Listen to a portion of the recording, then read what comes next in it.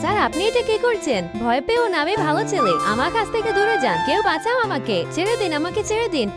কে ওখানে? কে আমাকে মারলো? ওখানে কে লুকিয়ে আছে? কার এত বড় সাহস? এই বাচ্চা, তোমার এত বড় সাহস কি করে হলো আমাকে মারার? এখন আমার হাত থেকে তোমাকে কেউ বাঁচাতে পারবে না। এই খারাপ লোকটা আমাকে মারতে যাচ্ছিল, আর তখনই আরিয়ান ভাইয়া এসে আমাকে বাঁচিয়ে নিল।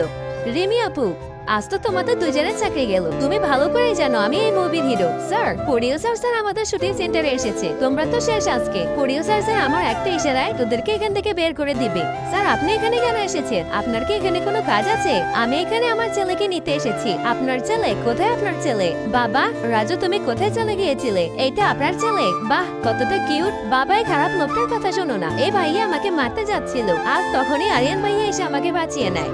তোমার এত বড় সাহস কি করে হলো আমার ছেলের গায়ে হাত তোলা? ম্যানেজার রাহুল, একে এক্ষুনি আমার সিনেমার হিরো থেকে বাদ করে দাও। বাবা, তোমার সিনেমার হিরোর জন্য আরিয়ান ভাইয়াকে নিয়ে নাও। সে অনেক ভালো একটা ছেলে। আল্লাহ এই সুন্দর ছবিটিকে দেখে যারা লাইক সাবস্ক্রাইব করবে, হে আল্লাহ তাদেরকে তুমি হজ করার তৌফিক দান করো।